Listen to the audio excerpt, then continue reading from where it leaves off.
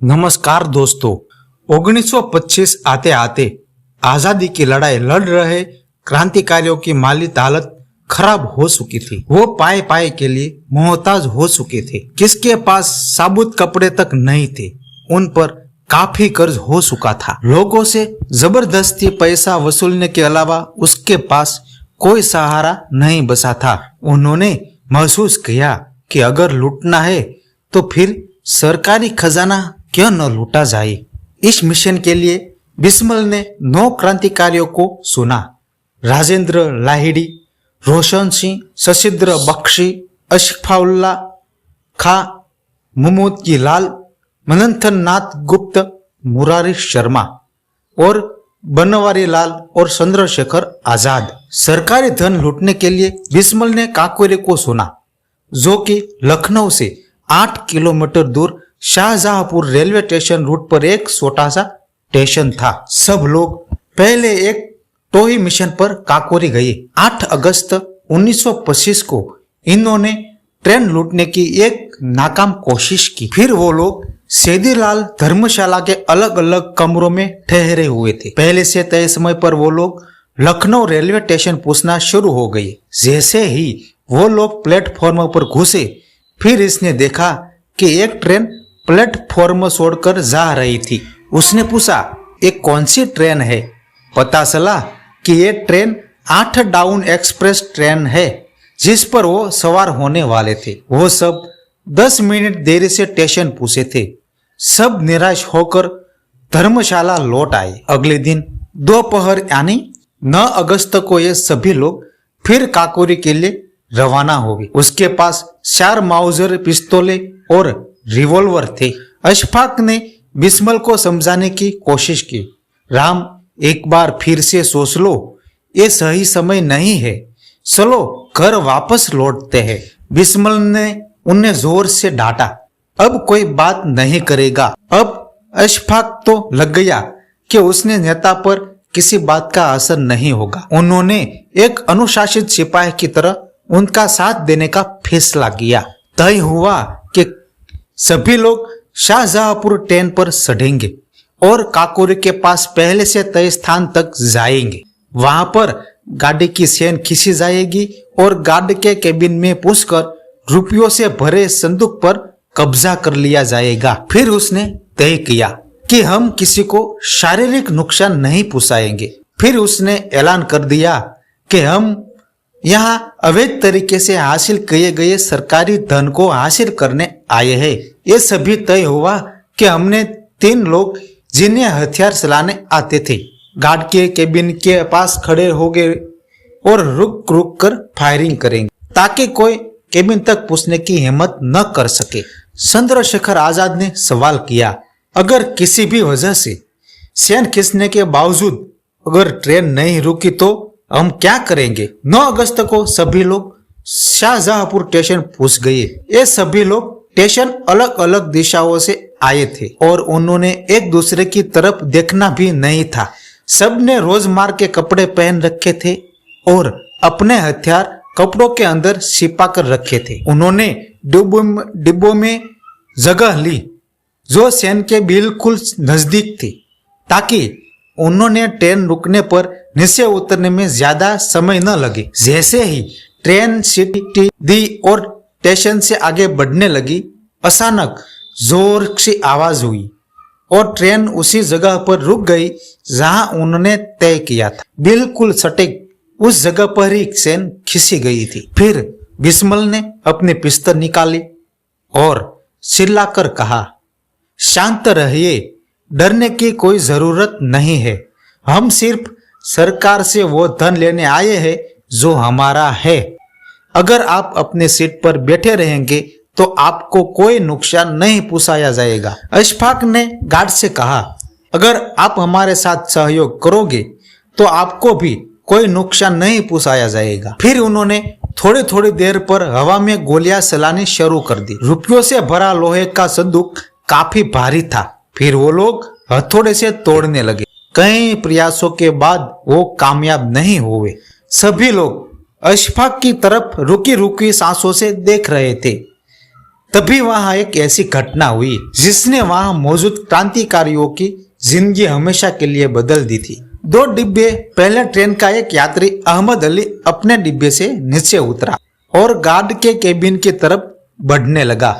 इन लोगों ने ये उम्मीद नहीं थी कि कोई शख्स ऐसा करने की भी जरूरत करेगा। दरअसल अहमद एक महिला डिब्बे की तरफ बढ़ रहा था जहां उनकी पत्नी बैठी हुई थी। सुर की ट्रेन रुकी हुई थी।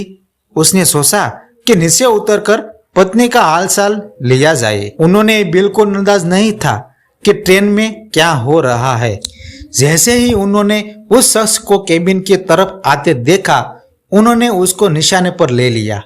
वो कुछ कहता, वो कुछ बोलता, इससे पहले मदन ने अपने पिस्टल का ट्रिगर दबा दिया। अहमद अली को गोली लगी और वो वहीं जमीन पर गिर गए। इस बीच अशफाक संदूक को तोड़ने में व्यस्त थे, लेकिन उन्होंने कामयाबी नहीं मिल रही थी। अंततः बिस्मल ने हथौड़ा हाथ में लिया और मोर्चा संभाला और संदूक के ताले पर पूरी ताकत वार करने लगा। ताला टूटकर नीचे गिर गया। सारे रुपयों को निकालकर चादरों में बांधा गया। इस लूट का पूरे भारत पर जबरदस्त असर पड़ा। जैसे ही ये समाचार फैला कि उत्तर प्रदेश में ट्रेन पर एक सफल हमला हुआ है, लोग इस हमले की वजह पूछने लगे। भारत के अधिकतर अखबारों ने इस लोगों को देश का हीरो करार कर दिया गया। अगले कई हफ्तों में युवाओं में हमसे जुड़ने की होड़ लग गई। इस घटना को लोगों ने एक साधारण लूट की तरह नहीं लिया। इसको एक ऐसी घटना के तौर पर लिया गया जिसने भारत में आजादी की लड़ाई को एक बड़े कैनवास पर स्थापित कर दिया गया था। सुबह तक डकैती की खबर अखबारों में छप गई थी। जगह सोने से पहले सभी लोगों ने उसका पूरा मुआयजा किया कि कहीं कोई चीज छूट तो नहीं गई है।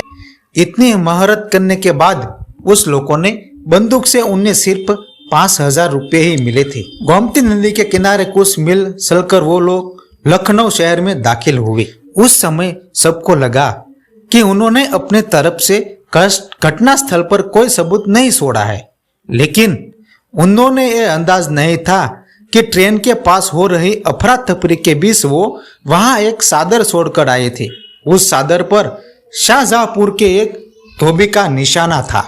यहाँ से पुलिस को अंदाज हुआ कि कहीं ना कहीं लूट में शामिल हुए लोगों का संबंध शाहजहांपुर से है। पुलिस शाहजहांपुर में उस धोबी को ढूंढ निकालने में कामयाब हो गई। वहां से उसने पता चला कि ये चादर हिंदुस्तान रिपब्लिक एसोसिएशन से एक सदस्य की है। यही नहीं, इन क्रांतिकारियों के कुछ साथियों ने भी उसके साथ छल किया। दुर्भाग्यवश इस लोगों के साथ भी एक सांप रहता था। बिस्मल उस शख्स का बहुत गरीबी दोस्त था, लेकिन बिस्मल ने इस शख्स का नाम नहीं लिया है। लेकिन प्राचीन गर्ग अपनी किताब में लिखते हैं कि Kakori the train Robert rate सुख द ब्रिटिश राज में लिखते हैं कि बनवारी लाल भार्गव एक SRA के सदस्य थे। काकोरी डकैती में भी उसकी भूमिका हथियार सप्लाई करने की थी। बाद में सले मुकदमे में फांसी से बचने और सरकार से मिली आर्थिक सहायता के एवं में सरकारी वो गवाह बन गई। सरकार ने काकोरी हमले में शामिल लोगों की गिरफ्तारी के लिए 5,000 रुपये का इनाम रखा। इससे संबंधित इतिहास सभी रेलवे स्टेशन और स्थानों पर चिपकाया गया। काकोरी कांड के 3 महीने के अंदर एक एक करके इसमें भाग लेने वाले सभी व्यक्तियों की गिरफ्तारी शुरू हो गई।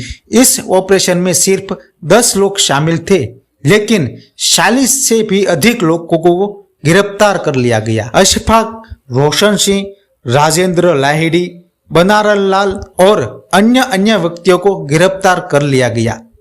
सिर्फ चंद्रशेखर आजाद को पुलिस गिरफ्तार नहीं कर पाई थी। सबसे बाद में राम प्रसाद बिस्मल गिरफ्तार हुए। कानपुर से छपने वाले अखबार प्रताप की खुर्शी थी। भारत के 9 रत्न गिरफ्तार। इस अखबार के संपादक ने गणेश शंकर विद्यार्थी।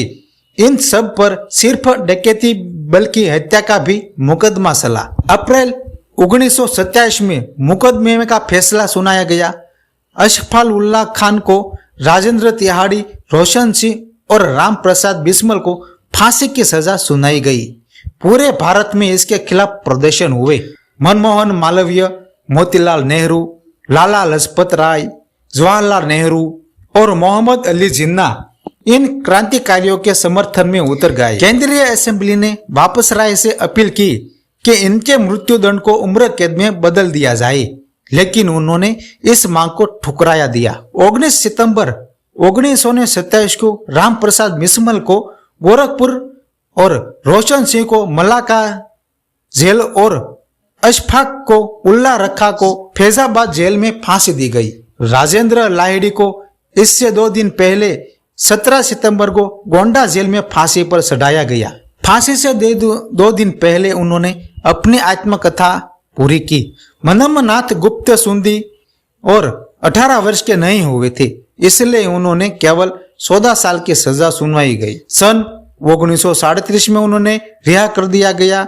रिहा होने के बाद उन्होंने सरकार के खिलाफ लिखना शुरू कर दिया गया। सन 1939 में उन्होंने फिर गिरफ्तार कर लिया गया और आजादी के 1 साल पहले सन 1947 में उनकी रिहाई हो गई। उन्होंने कुछ समय अंडमान की सेल्यूलर जेल में भी बिताया और 26 अक्टूबर 2000 को उन्होंने अंतिम सांस ली। मूल सुधार: इस रिपोर्ट में फांसी की तारीखों को लेकर सही जानकारी अपडेट की गई है।